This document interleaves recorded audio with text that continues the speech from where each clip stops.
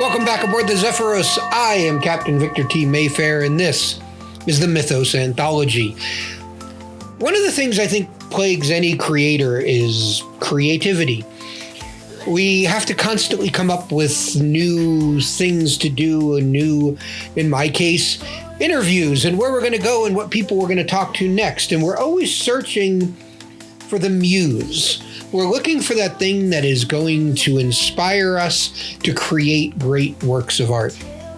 I was thinking about that today, and I remembered back to when we met with one of the muse and the pantheon of Greek mythology. I don't think any character is as critical to the role of recording great works as the Sisters of the Muse.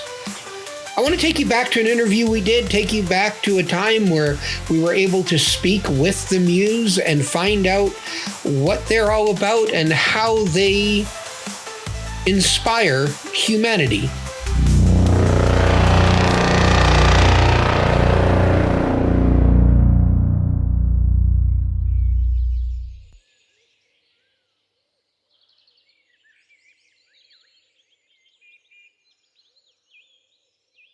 We are joined today by one of the most revered figures in Greek mythology, a figure whose influence has shaped the arts, literature, and culture for a millennia.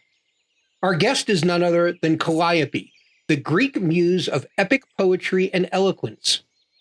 Known as the most distinguished of the muses, Calliope has inspired some of history's greatest works, including Homer's Iliad and Odyssey. Traditionally depicted with a writing tablet or a scroll, she embodies the power of creativity and the profound connection between the human spirit and divine inspiration. Throughout history, the Muses have symbolized the essence of creativity, inspiring countless poets, writers, and thinkers. From Homer and Dante to Milton, these goddesses have been invoked as the source of divine inspiration necessary to create enduring works of art. Calliope and her sisters remind us that art, science, and literature are not merely human endeavors, but are touched by something eternal. In this conversation, we hope to gain a deeper insight into the nature of creativity and the enduring role of the muses, and how these timeless figures continue to inspire us in the modern age. Without further ado, it is my great honor to welcome Calliope. Welcome, Calliope. It's a pleasure to have you on our set today. And is there anything that I left out of your introduction? Victor, you've done me such a service with that introduction. I feel as though I should grant you an epic of your own. You've captured our essence with eloquence that even I, the muse of eloquence, must applaud. However, if I may add a touch of embellishment, as is the way of storytellers, let me say this. While it's true that I am often associated with epic poetry and the grand narratives that define civilizations, my sisters and I are much more than mere symbols of creativity. We are the very breath that gives life to inspiration.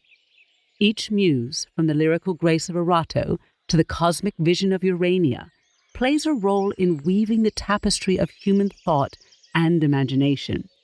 We are not just muses of the arts and sciences.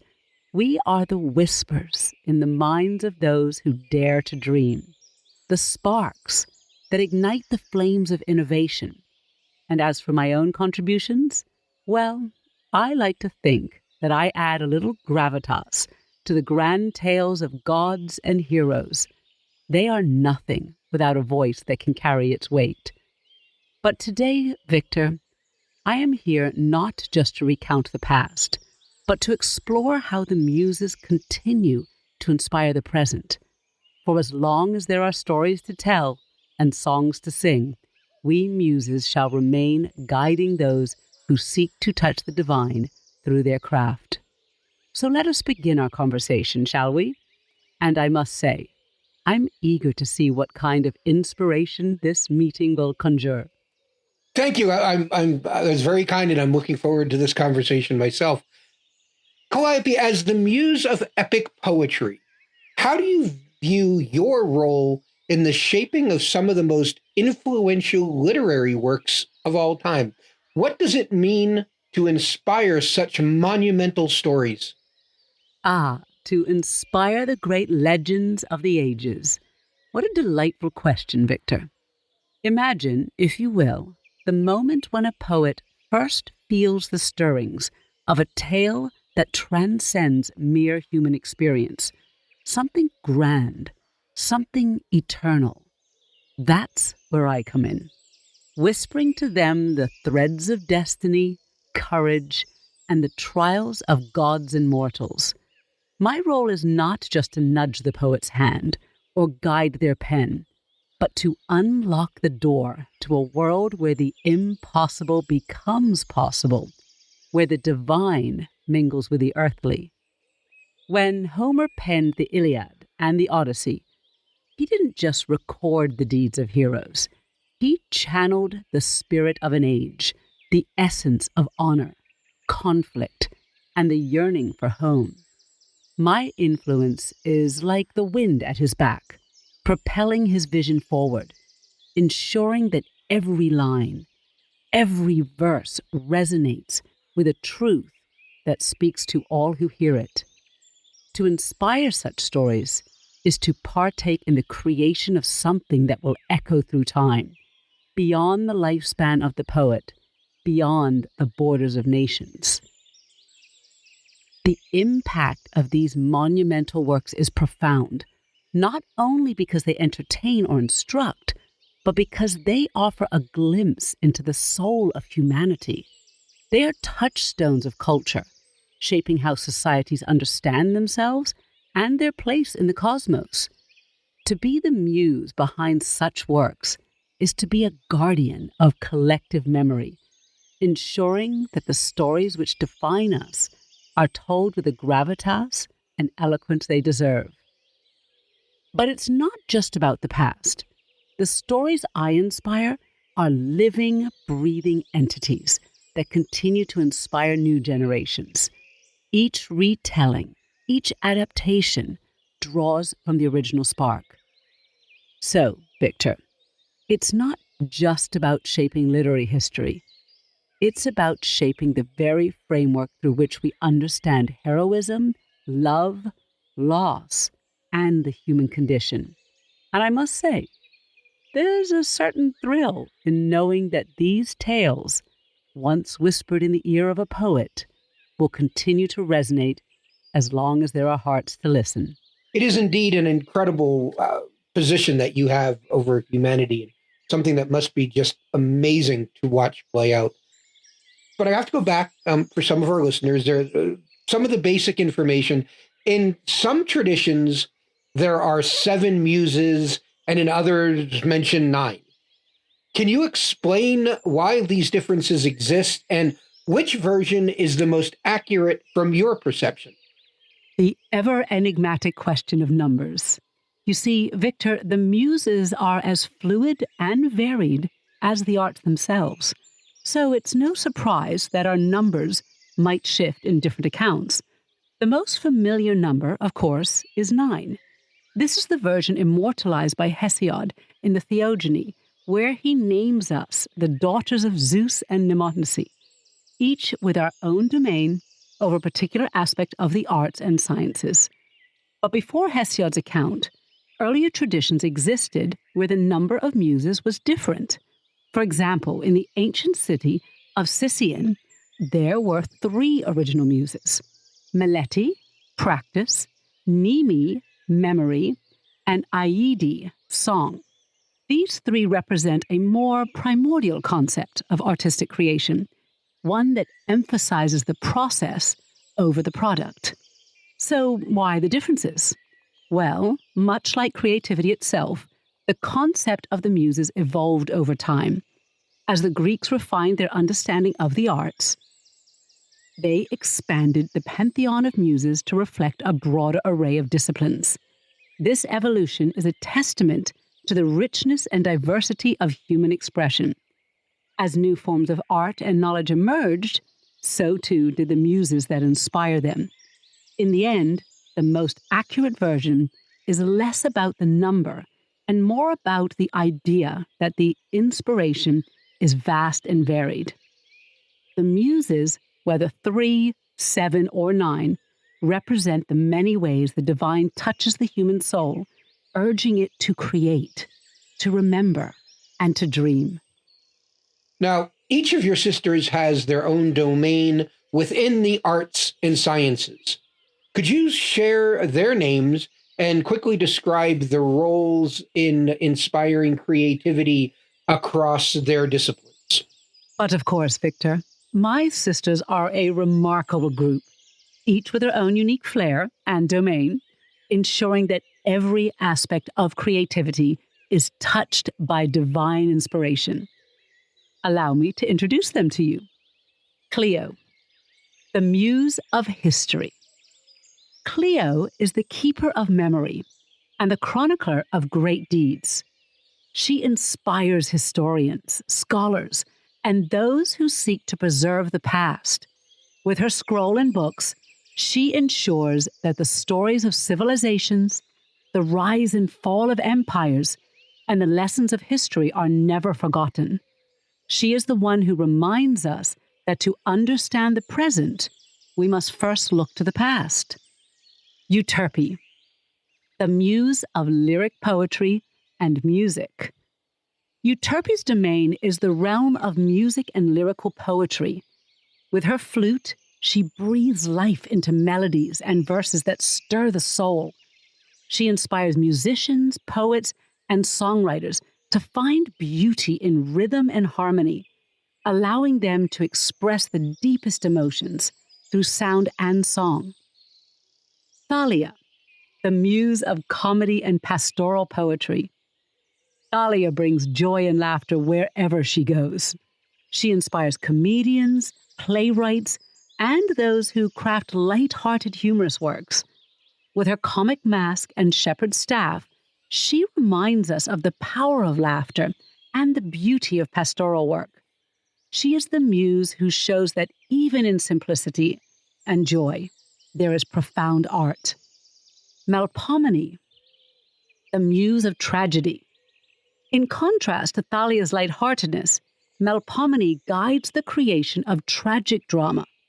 With her tragic mask and the Club of Heracles, she inspires playwrights, poets, and actors to explore the darker aspects of the human experience: sorrow, suffering, and the inevitable downfall. She reminds us that through tragedy, we gain insight into the resilience of the human spirit. Terpsichore, the muse of dance. Terpsichore is the embodiment of movement and rhythm. With her lyre, she inspires dancers and choreographers to translate music into motion.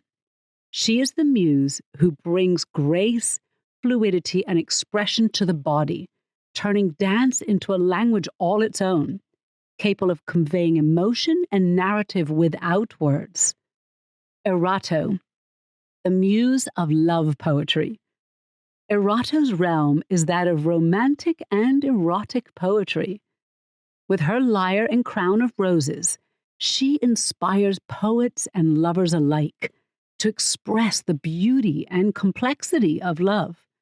She whispers verses of passion, longing, and desire, helping to craft poems that capture the essence of human connection and the tender moments that define love.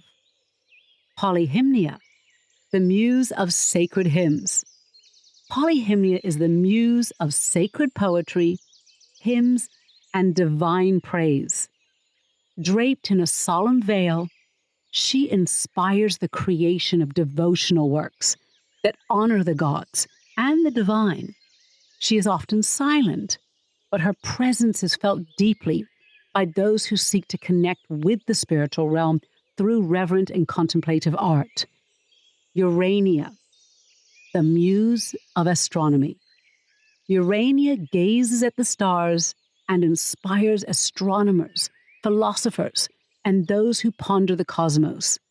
With her globe and star-studded cloak, she encourages the exploration of the heavens and the mysteries of the universe. She reminds us that the cosmos is not just a physical space, but a source of wonder and knowledge that has inspired humanity for millennia.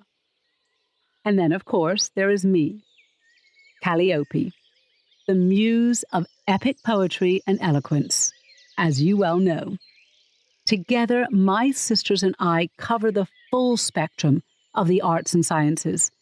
We are the guiding forces behind every song sung, every poem penned, every dance performed, and every story told.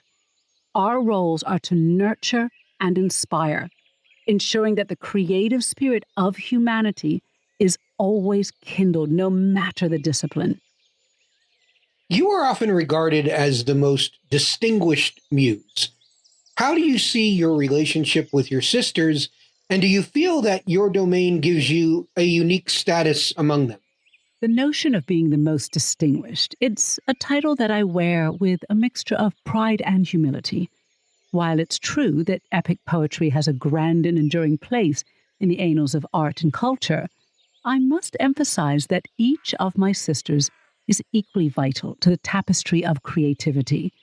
We are like the threads of a complex and beautiful weave, each contributing a unique hue and texture to the whole. As the muse of epic poetry, my domain often deals with the grand narratives, the tales of gods and heroes, of wars and journeys that shape the destiny of nations. The epics I inspire are not just tales.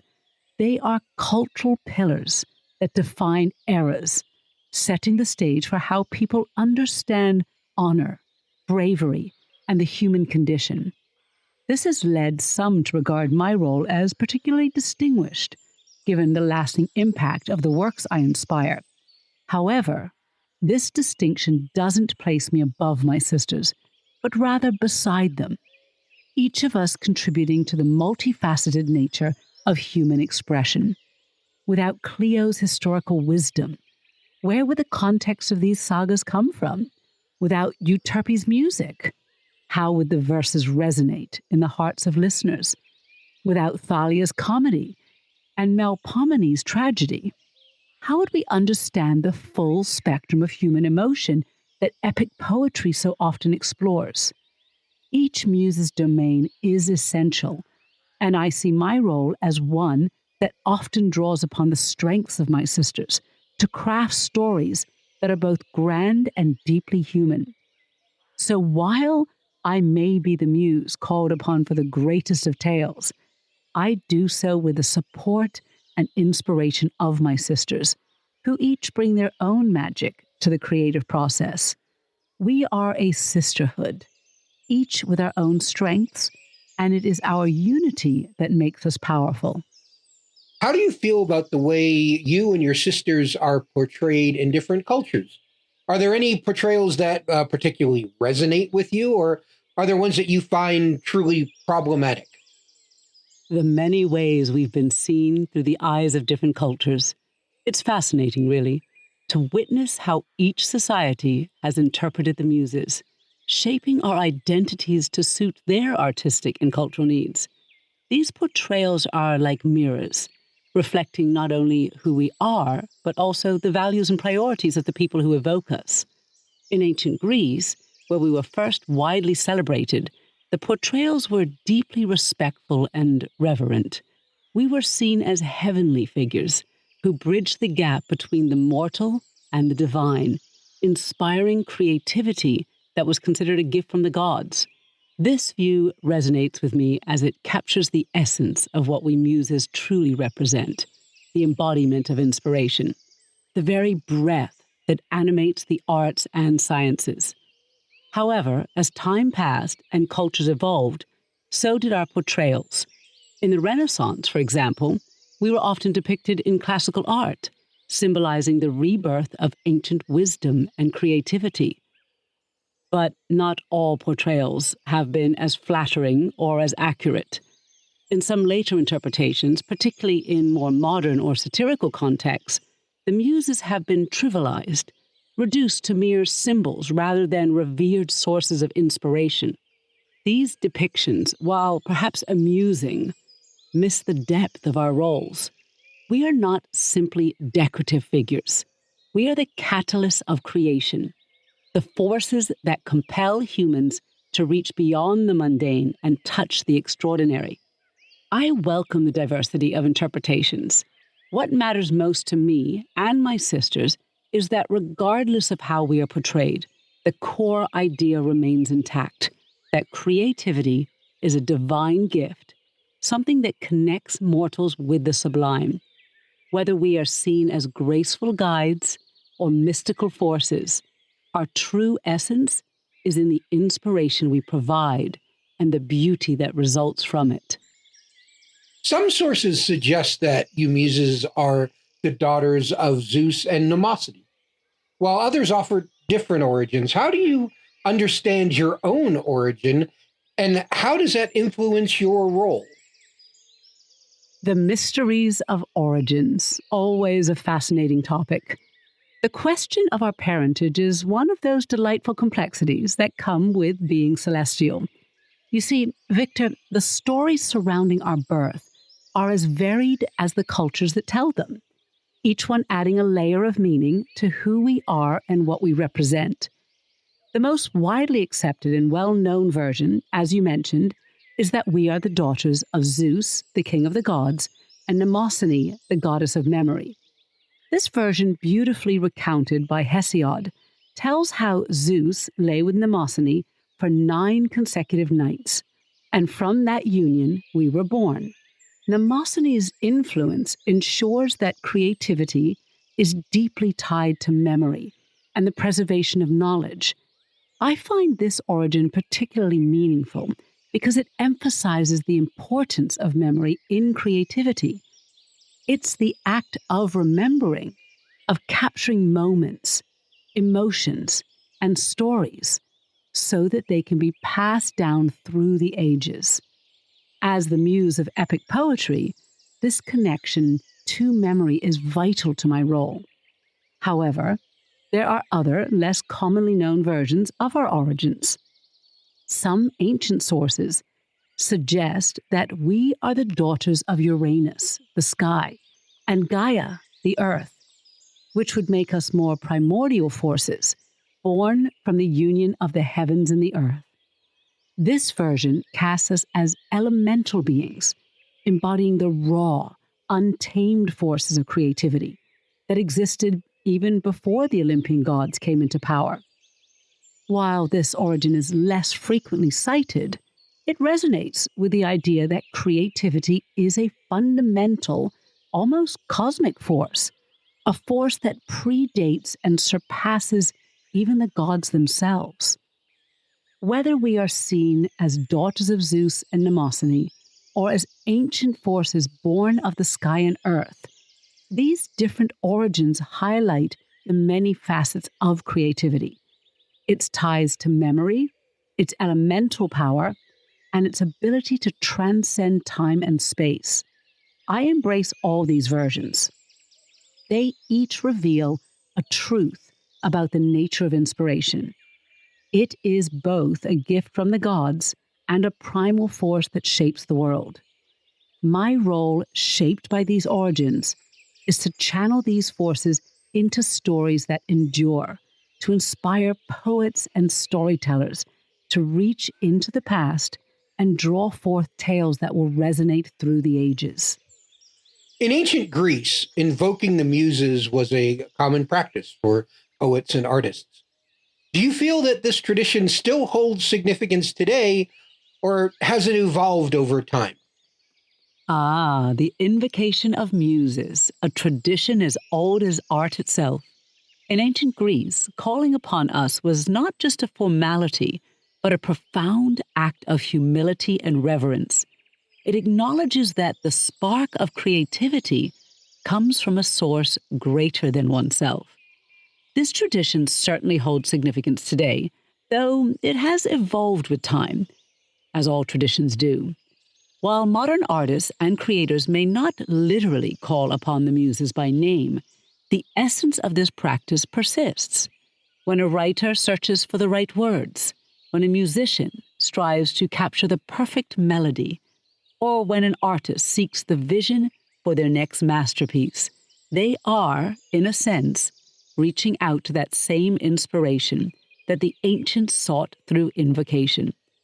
In today's world, the idea of the Muses has often become more metaphorical. Creators might speak of finding their muse in a person, place, or experience that inspires them.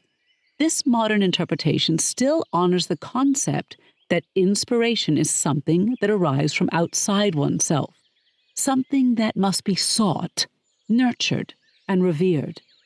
The invocation of the Muses can be seen in the rituals and practices that artists use to enter a creative state, whether it's a writer sitting down with a cup of tea to begin their work, or a musician tuning their instrument before composing, or a painter preparing their canvas. These acts are modern forms of invocation, ways to invite inspiration and open oneself to the creative process. The evolution of this tradition also reflects a broader cultural shift. In the ancient world, creativity was often seen as a gift from the gods, something bestowed upon the worthy. Today, there's a greater emphasis on the idea that creativity is inherent in all of us, a force that anyone can access.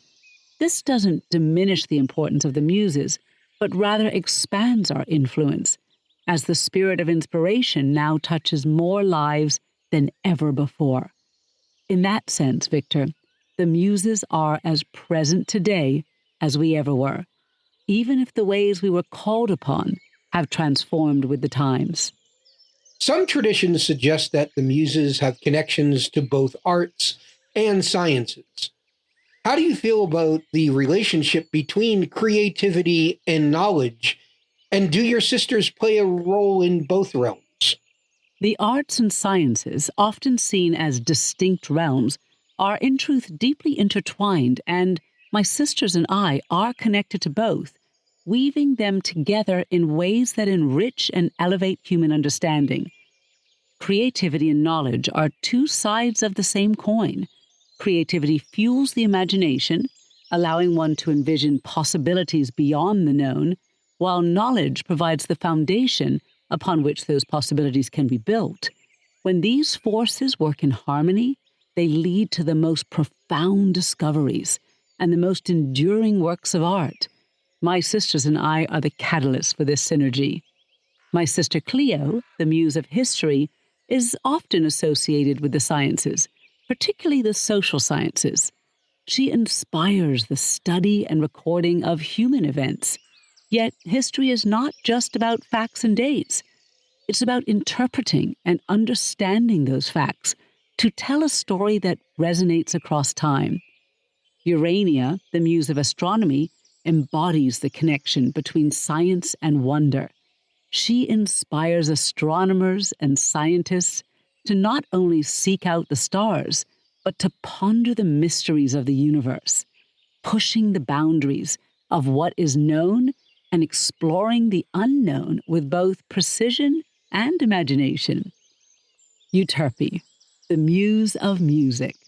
While music is undoubtedly a creative art form, it is also deeply rooted in mathematical principles. Rhythm, harmony, and scales all involve a certain understanding of patterns and structures. Euterpe's influence bridges the gap between the intuitive and the intellectual, guiding musicians to blend emotion with knowledge to create compositions that resonate on multiple levels. As for myself, epic poetry, while a creative expression, also requires a deep understanding of history, culture, and human nature. My role is to inspire poets to draw upon their knowledge to create something greater, something that speaks to universal truths. So yes, the Muses are very much connected to both the arts and sciences. We see no division between these realms, but rather a harmonious relationship that, when nurtured, leads to the most profound achievements of the human mind and spirit. Our role is to inspire and guide, ensuring that creativity and knowledge continue to dance together, producing beauty, truth, and discovery. Each of your sisters has their own role in art and in dance and history, love and poetry. How do you see your roles interacting with each other? And do you ever collaborate in inspiring works that blend these themes? Ah, the intersection of history and love, a pairing as timeless as the tales themselves. The collaboration between Clio and Erato is indeed a fascinating one, for the threads of history are often woven with the passions of the heart, and the greatest love stories frequently unfold against the backdrop of historical events. Clio, as the muse of history, guides the recording and interpretation of events that shape the world. She inspires those who chronicle the deeds of nations, the rise and fall of empires, and the lives of great leaders. Her influence ensures that history is not just a collection of facts, but a narrative that captures the essence of human experience across time. Yet history is rarely devoid of emotion. Love, desire, betrayal, and devotion often play pivotal roles in the unfolding of historical events. This is where Erato, the muse of love poetry, comes into play. Her domain is the realm of the heart. She inspires the verses that explore the depths of love, passion, and human connection. Love, in its many forms, has been a driving force between countless historical moments, from the alliances forged through marriage to the wars waged for the sake of a beloved. Erato brings the emotional dimensions to these stories, ensuring that the personal and intimate aspects of history are not overlooked. Our roles intersect beautifully when history and love converge in storytelling. Think of the great sagas and historical dramas that blend the grand sweep of historical events with the intimate tales of love. Stories like the Iliad, with its tragic love story of Achilles and Patroclus, or the legendary romance of Antony and Cleopatra, whose love affair altered the course of empires. In these narratives, Clio provides the context, the setting, and the weight of historical significance, while Erato infuses the story with the passion and emotions that make it resonate on a deeply personal level. When we collaborate, the result is a work that captures both the mind and the heart. After all, what is history without the heart that beat within it? And what is love without the time and place in which it unfolds? Different cultures have their own version of inspirational figures similar to the Muses, the Hindu Sasawati or the Norse Baragi. How do you view these counterparts, and do you feel a kinship with them? It's truly a delight to consider the many ways different cultures have envisioned the forces of inspiration.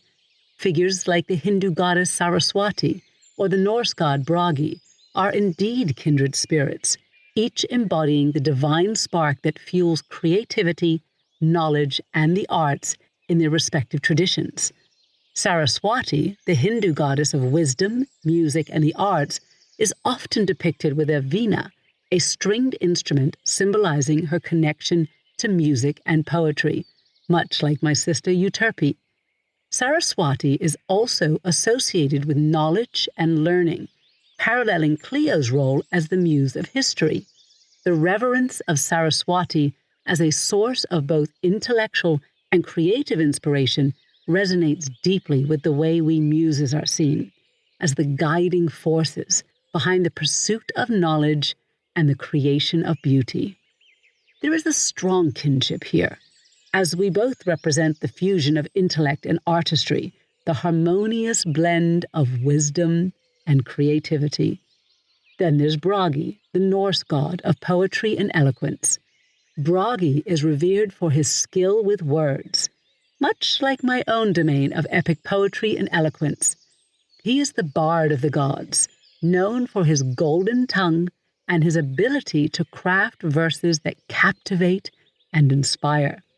The Norse tradition's emphasis on the power of spoken and written word, the celebration of poetry as a divine art, is something that aligns closely with my own role. In Bragi, I see a fellow custodian of storytelling, one who understands the importance of weaving words into tales that carry the weight of both history and myth.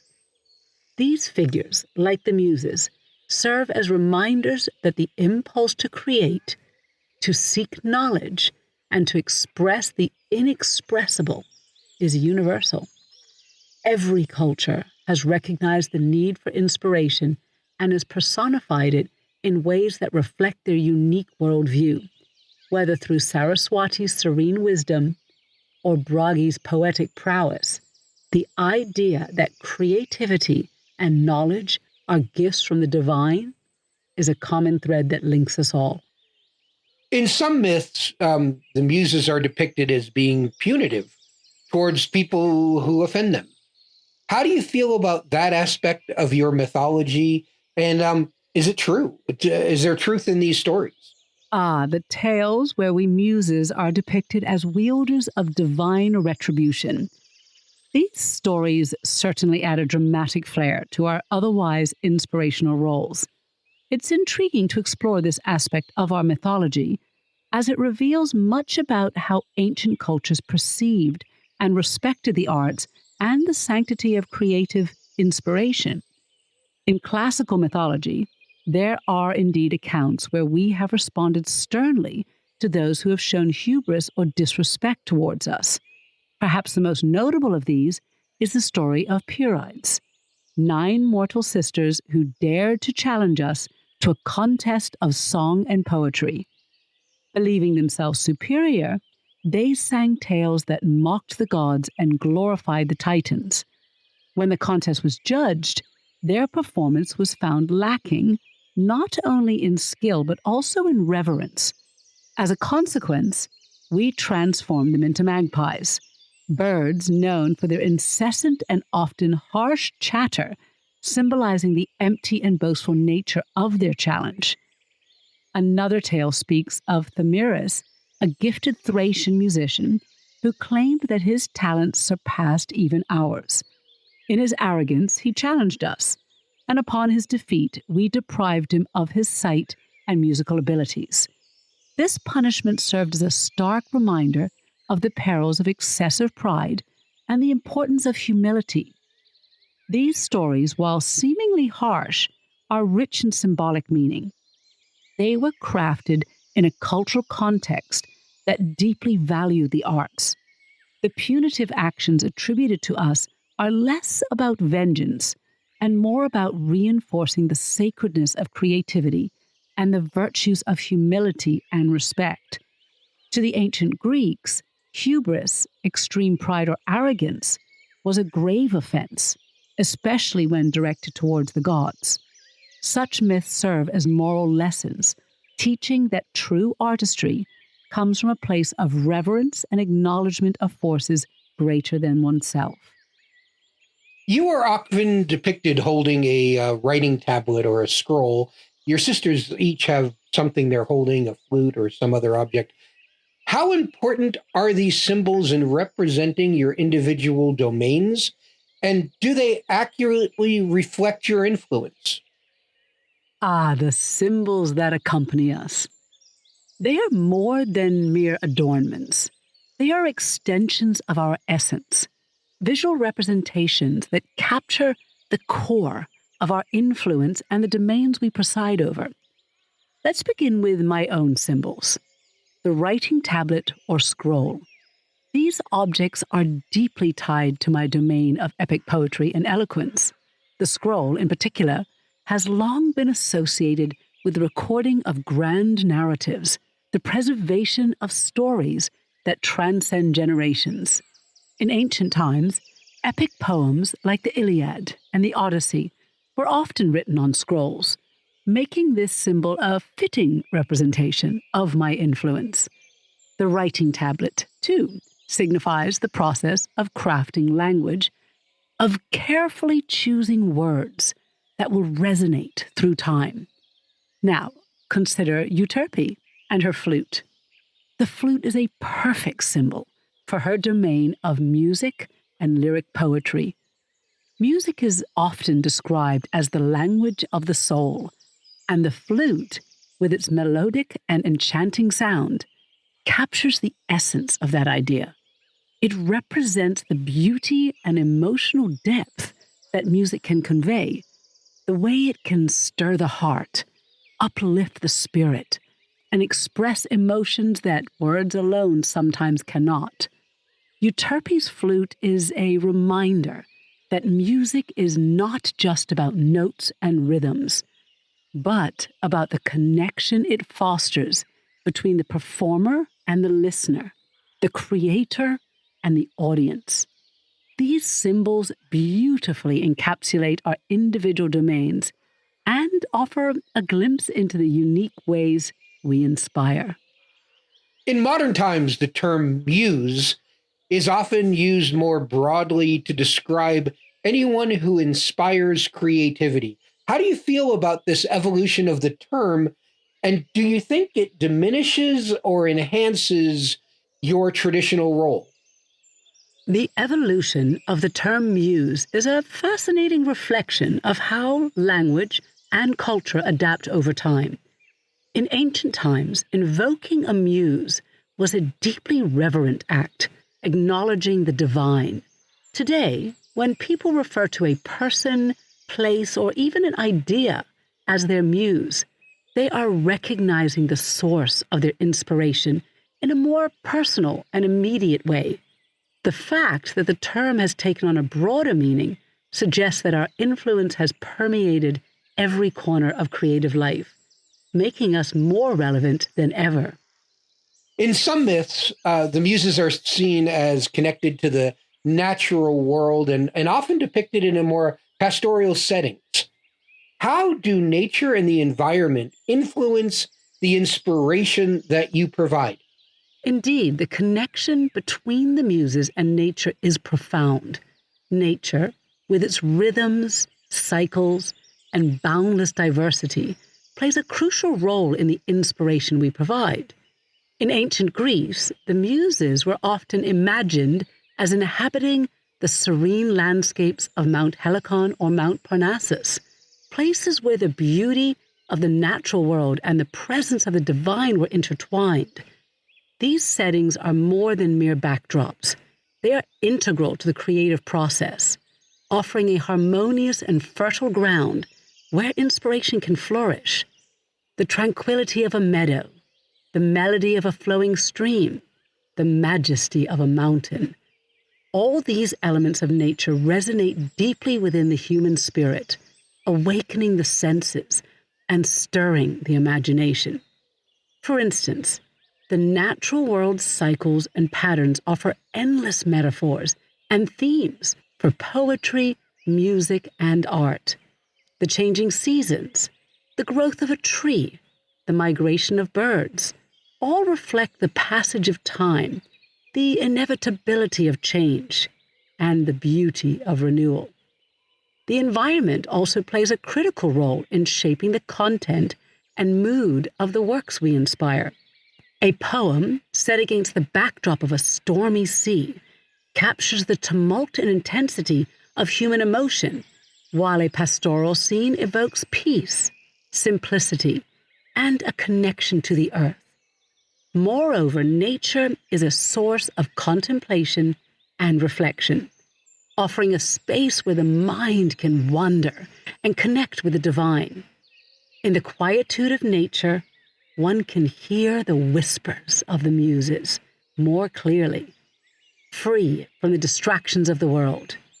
In the broader sense, the environment influences the inspiration we provide by reminding humanity of its place within a larger interconnected world. Nature teaches humility, balance, and respect for the forces that shape our lives, enabling creatives to tap into a wellspring of wisdom that has shaped human culture since time immemorial. these lessons that are reflected in the arts and sciences. So, Victor, the connection between the Muses and nature is not only part of our mythology, but a vital aspect of the inspiration we offer. The natural world, in all its beauty and power, remains one of the most profound sources of creative inspiration. And it's our joy to help bring that inspiration to life. You have sisters that are muses of sacred hymns and others associated with tragedy, love, or dance. How do these seemingly contrasting domains coexist within the muse family? And what does that say about the diversity of inspiration? The coexistence of seemingly contrasting domains within our family of muses, such as Polyhymnia's sacred hymns and Melpomene's tragedies, beautifully illustrates the vast and diverse nature of inspiration. It shows that creativity is not a single monolithic force, but rather a spectrum of expressions, each with its own purpose, emotion, and impact on the human experience. Let's start with Polyhymnia, the muse of sacred hymns. Her domain is one of reverence, contemplation, and the connection between the mortal and the divine.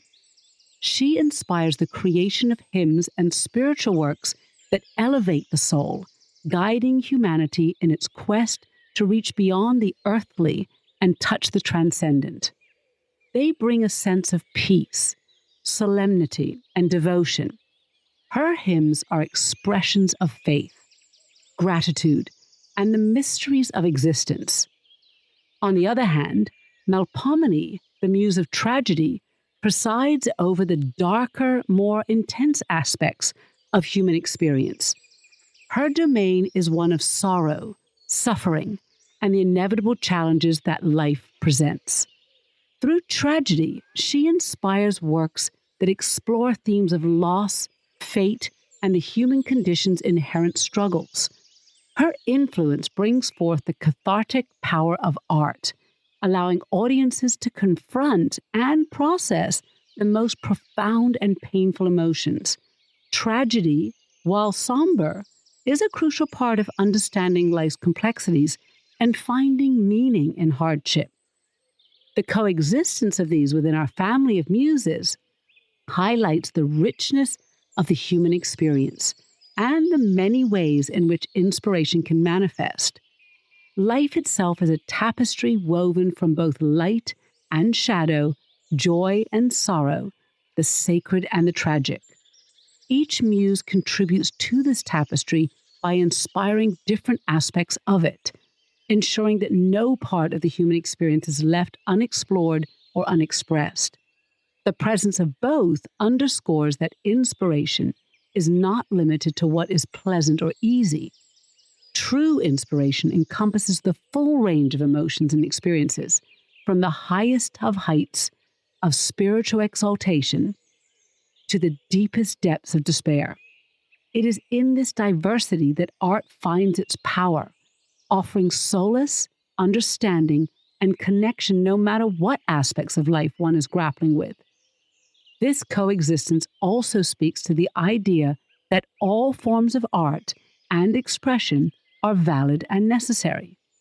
Whether one is inspired to create a spiritual hymn or a tragedy that mourns the fall of a great hero, both are vital contributions to the collective understanding of what it means to be human. The diversity of inspiration within our family reflects the diversity of life itself, and it is this range that allows the arts to resonate so deeply and universally. With the rise of digital media, creativity has taken on incredible new forms. How do you and your sisters adapt to these changes? And do you find yourself inspired to be inspiring creators in these new mediums? The rise of digital media has indeed opened up a vast and exciting new frontier for creativity, and my sisters and I have embraced these changes with great enthusiasm. Just as we have inspired poets, musicians, and thinkers throughout the ages, we now find ourselves guiding and influencing creators in these new dynamic mediums. The digital age is simply another canvas, another stage on which the arts and science can flourish. And we are as engaged as ever in inspiring those who explore these innovative forms of expression. We adapt by understanding the unique possibilities that digital media offers. For example, Euterpe, traditionally the muse of music and lyrical poetry, now finds herself inspiring composers of electronic music, sound designers, and even those who create immersive audio experiences in virtual reality. The boundaries of what music can be are constantly expanding, and Euterpe is there, guiding these new explorations of sound and emotion. My sister, Terpsichore, the muse of dance, is equally invigorated by the ways in which digital technology had transformed movement and performance. She inspires choreographers who use motion capture technology to create digital performances that push the boundaries of what dance can be. In the world of video games and virtual reality, where movement and interaction play a central role, her influence is keenly felt as creators explore new ways to express rhythm, grace, and physical storytelling. As for myself, the realm of epic storytelling has found a new home in digital media as well. The rise of long-form storytelling in video games, episodic web series, and expansive cinematic universes allows for the creation of modern epics that rival the grandeur of ancient tales. These new forms of storytelling provide vast, immersive worlds where narrative depth and character development can flourish. And I am thrilled to inspire the creators who craft these digital sagas. Cleo, our sister who guides the study of history, sees her influence extend into digital archives, interactive documentaries, and educational platforms that make history accessible and engaging to a global audience. She inspires those who use technology to bring the past to life, ensuring that the lessons of history are never forgotten and are shared in ways that resonate with contemporary audiences. Urania, the muse of astronomy, finds herself at the forefront of inspiring digital simulations of the cosmos, guiding those who create virtual explorations of the stars and planets.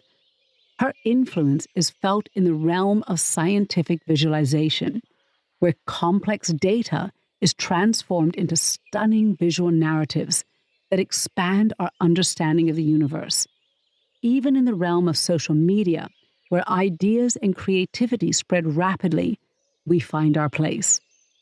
Thalia, the muse of comedy, delights in the humor and satire that flourish online, while Melpomene, the muse of tragedy, is attuned to the powerful emotional storytelling that can be shared through digital platforms.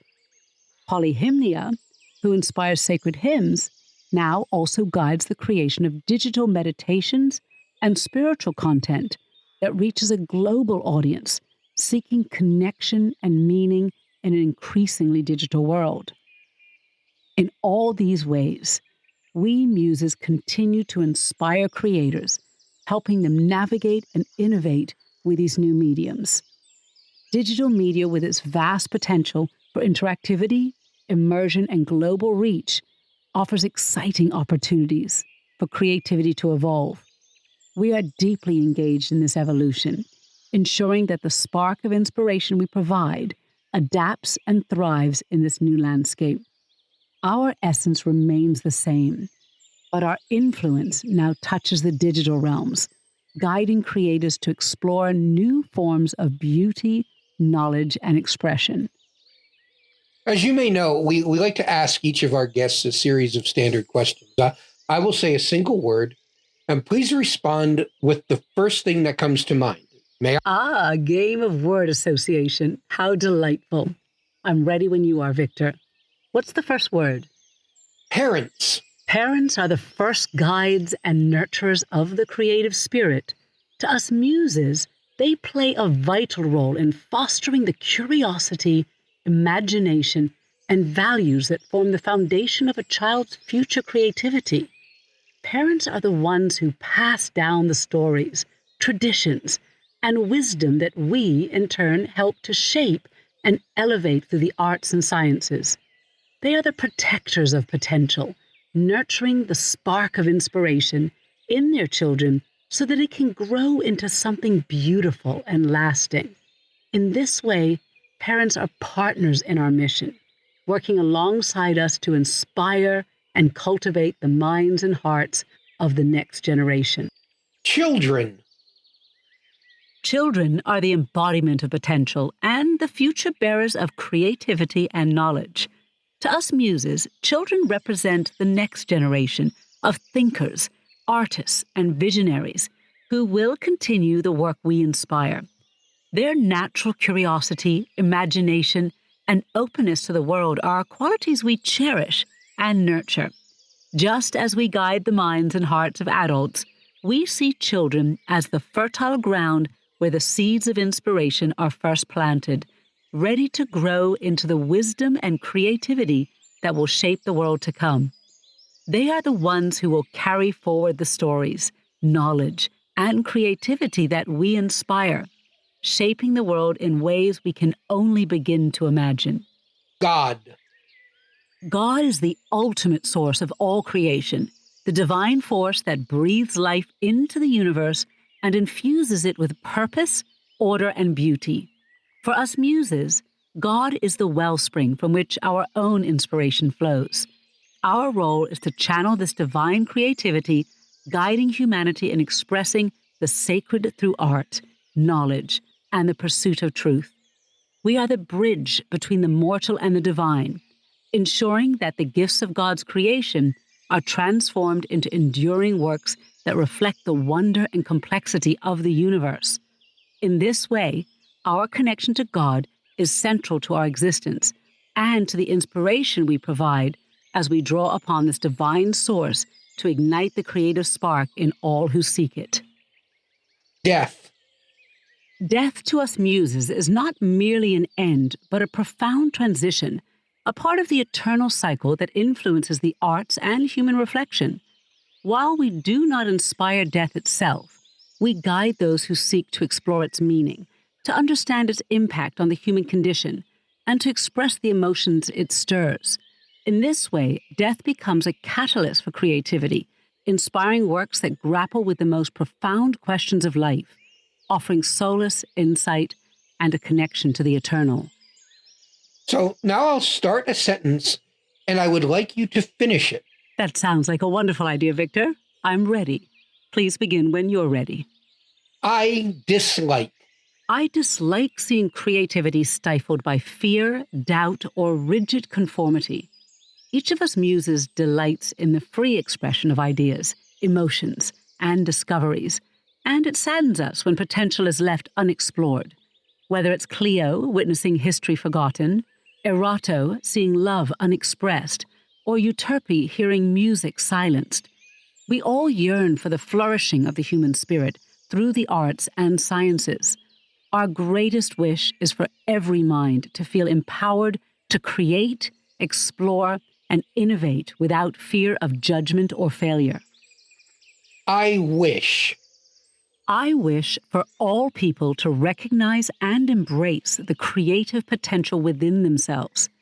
Each of us muses, whether inspiring epic poetry, music, dance, or the study of the cosmos, wants to see individuals and societies flourish through the pursuit of art, knowledge, and self-expression. We wish for a world where creativity is celebrated, where the arts and sciences are valued, and where every person feels the joy of contributing to something greater, whether through a single act of creativity or a lifetime of inspired work. I know. I know that inspiration is a powerful and transformative force that resides within everyone. As muses, we see the potential in every mind and heart, and we understand that creativity is not reserved for the few, but is a gift accessible to all. I know that when people tap into this wellspring of inspiration, they can achieve greatness, create beauty, and contribute to the collective wisdom of humanity. Whether it's through art, science, music, or storytelling, I know that the spark of creativity, once kindled, can illuminate the world in ways that are both profound and enduring. When I was a child, When I was a child, or rather, when we were newly born from the union of Zeus and Mnemosyne, we were filled with a sense of wonder at the vast potential of the human mind. Even in our earliest days, we felt the urge to inspire, to guide the nascent sparks of creativity and knowledge. As we grew into our roles, we delighted in watching humanity's first attempts at art, song, and storytelling, knowing that these small beginnings would blossom into the rich tapestry of culture and wisdom that has since unfolded. Our childhood was a time of discovery as we began to understand the powerful impact we could have on the world, shaping it through the countless generations of creators who would look to us for inspiration.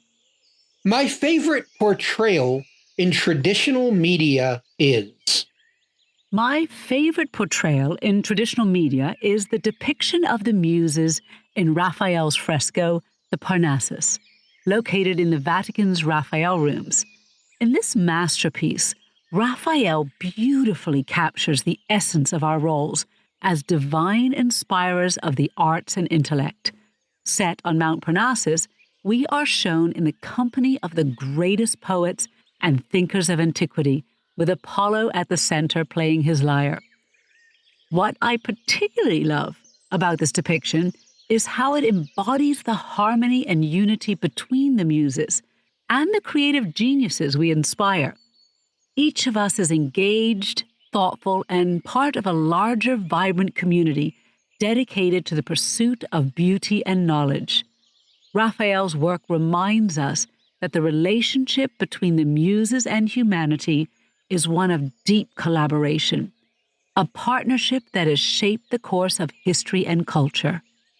Before we go, I like to ask one question of all of our guests. What are your hopes for the future images of Muse? My hopes for our future image are deeply rooted in the desire to see the Muses continue to be recognized as powerful and ever-present guides who are deeply involved in the creative process, whether in the arts, sciences, or any other field where imagination and intellect meet. I envision a future where the Muses are celebrated, not only for our classical roots, but also for our ability to adapt and inspire in the modern world. As new forms of expression and technology emerge, I hope that we will be seen as integral to these innovations, helping to bridge the past and the future. I want people to understand that our influence is timeless and that we are here to nurture creativity in all its forms, from the grand epics of old to the cutting-edge works of tomorrow. I wish for the Muses to be recognized as the dynamic and essential figures we are, whose presence can be felt in every corner of human achievement, continuing to inspire greatness in all who seek it. Thank you very much for being with us today. It has truly been an honor to have you on our podcast. The pleasure has been entirely mine, Victor. Thank you for such thoughtful questions and a truly delightful conversation. It's been a joy to share insights and to connect with you and your audience. May inspiration continue to flow freely in all your endeavors, and may the Muses always be at your side. Until we meet again, keep creating and seeking the beauty and wisdom that enrich our world.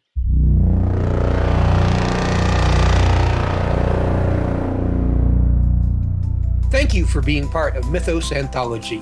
We delve into the myths and legends of the past with the understanding that truth is often elusive and stories evolve over time.